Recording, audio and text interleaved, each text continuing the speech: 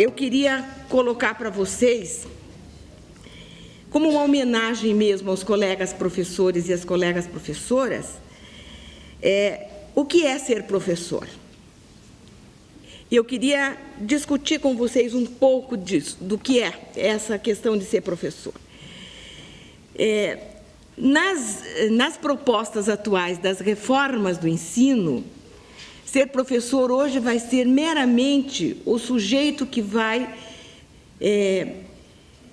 não vai definir nada, ele vai simplesmente obedecer e ele vai poder trabalhar com tudo que já está pronto e vem mastigado e vem feito. Então, mas ser professor, e aqui eu quero lembrar o professor Gadotti, que nós tivemos uma reunião internacional há poucos meses, e que ele dizia o seguinte: nós temos que lembrar que ser professor não é simplesmente a gente transpor conhecimentos, mas é construir os conhecimentos, é observar a sociedade em que nós vivemos, é agir nessa sociedade.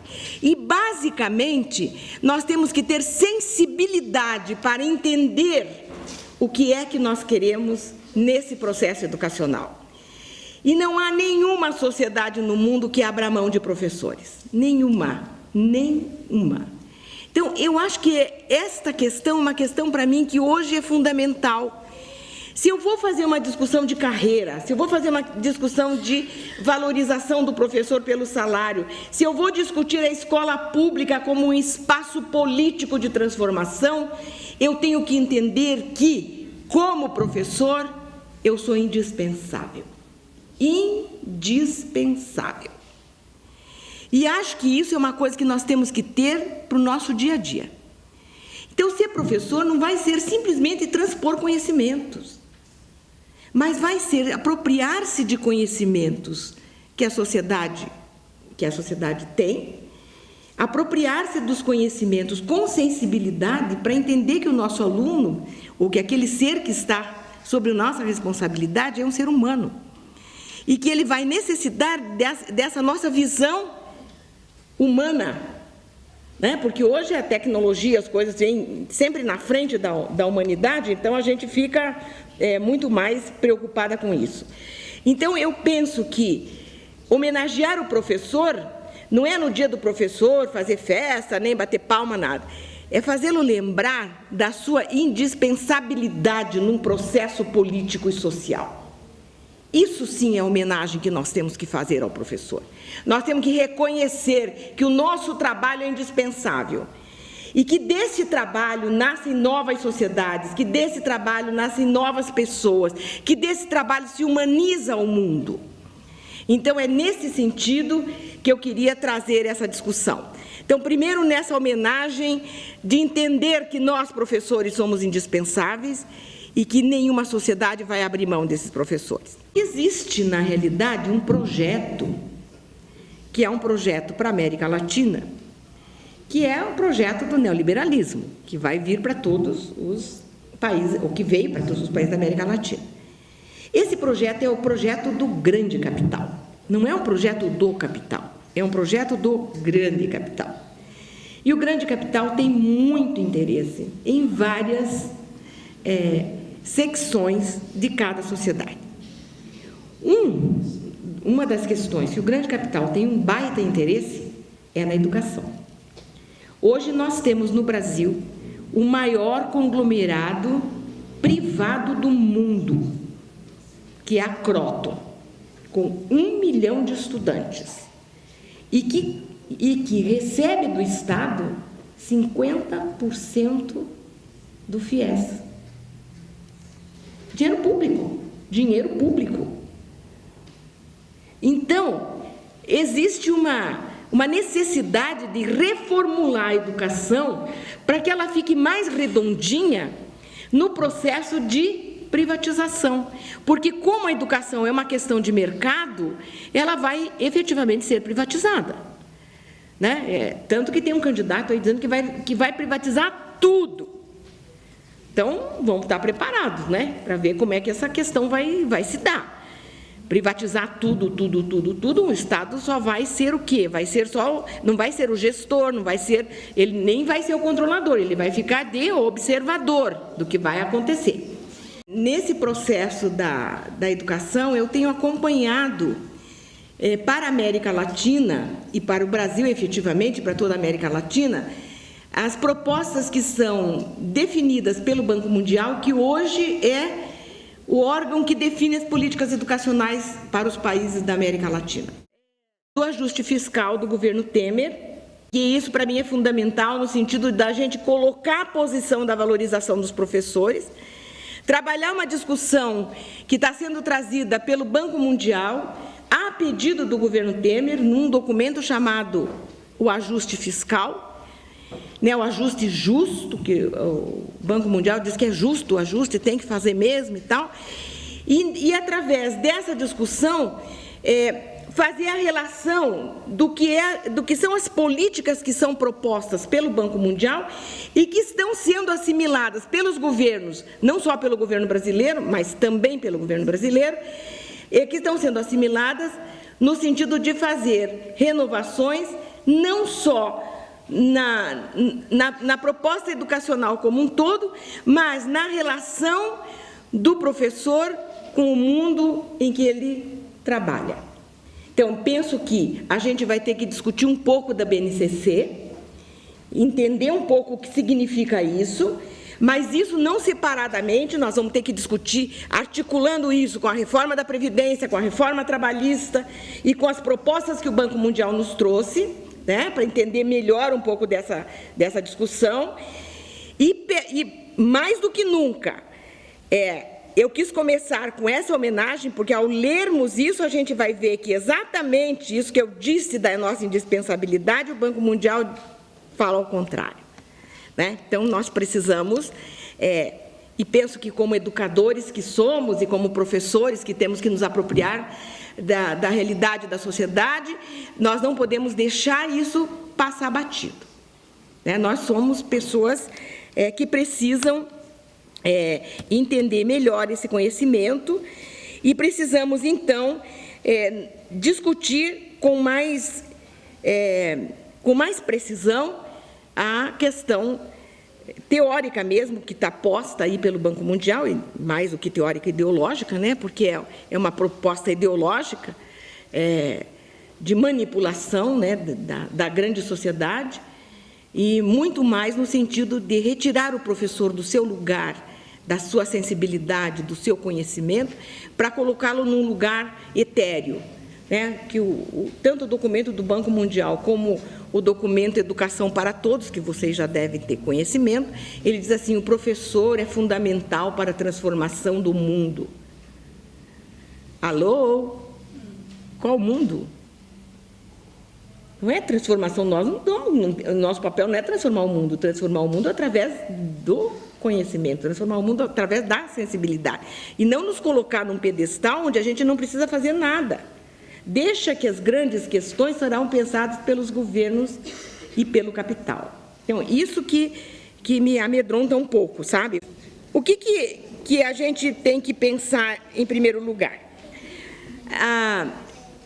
A emenda constitucional 95, que foi aquela bomba, que veio estourando na cabeça da gente, no início do governo Temer, propõe o quê? Que durante 20 anos a gente não vai ter nenhum investimento para a área social. E nós não vamos ter nenhum investimento porque, efetivamente, isso é uma demanda que nós temos que pagar a dívida externa.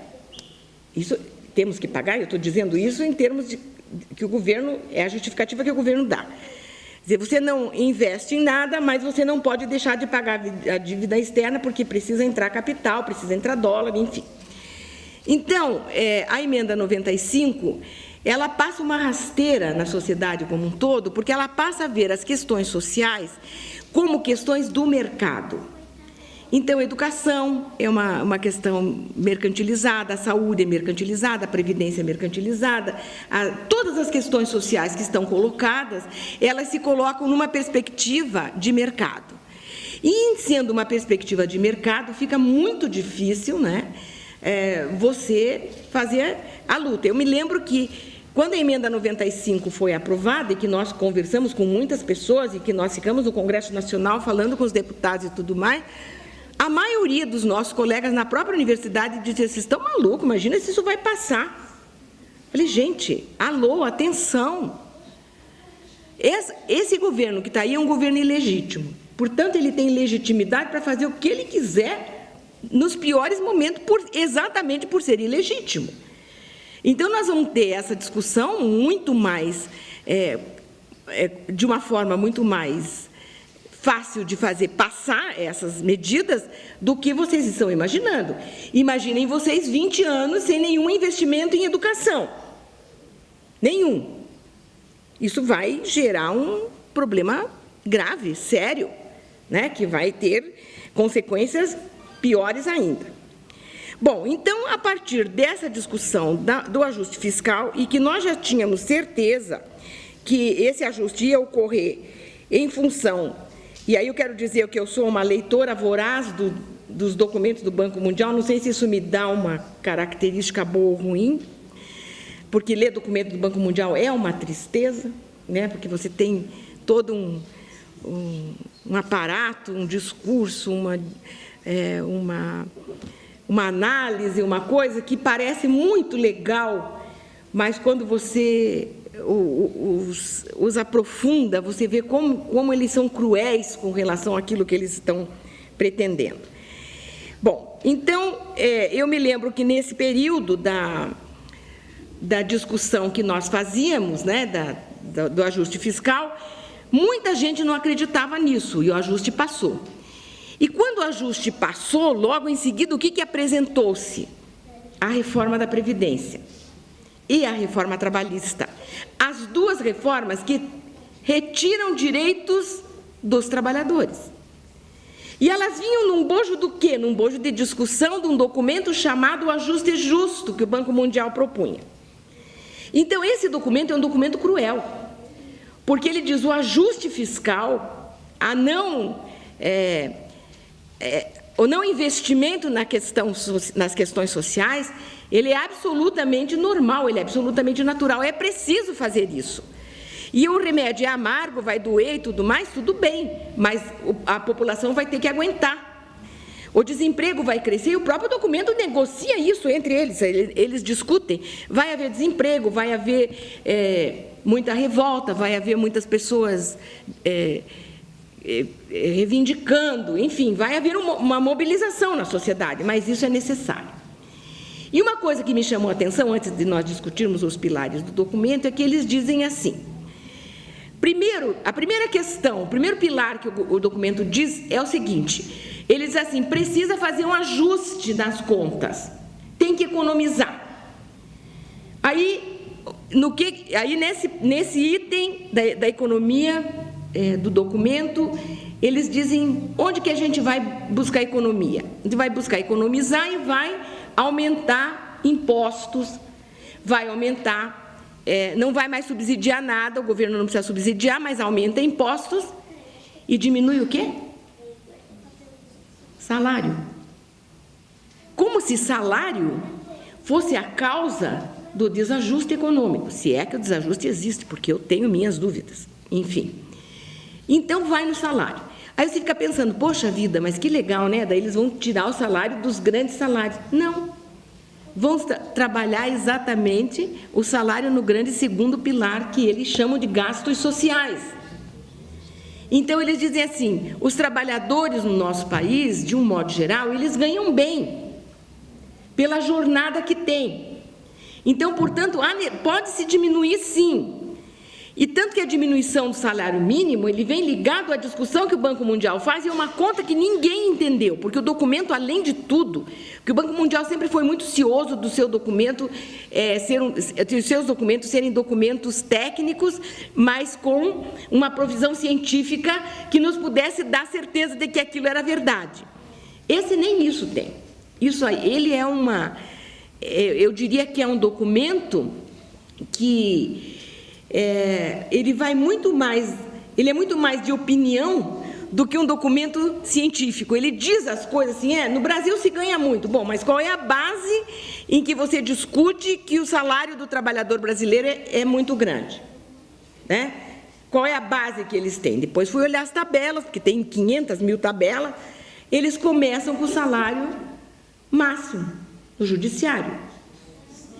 Né? Aí a conta fica por lá. Só que não existe só judiciário no serviço público. O que é isso? Nem média se faz do salário, porque se fosse fazer a média do salário, não ia dizer que o salário era alto. Mesmo a média sendo feita, é uma média muito baixa, em função do que ganham outros trabalhadores em outros países. E o Banco Mundial trabalha com o conjunto dos países, né? Mas ele diz, os trabalhadores no Brasil ganham bastante. E dá para tirar bastante dos trabalhadores da educação e dos trabalhadores da saúde. Porque o trabalho desse grupo é ainda um trabalho ineficiente. Isso eu fiquei furiosa. Sinceramente, para não dizer que eu fiquei puta. Eu fiquei furiosa. Ai, está gravando, né? Não, isso aí você corta depois, viu? Palavrão você corta. Mas é uma coisa assim inadmissível que alguém diga que pode economizar no salário dos trabalhadores da educação e dos trabalhadores da saúde. É desqualificar totalmente o nosso trabalho. É desqualificar a nossa importância para a sociedade.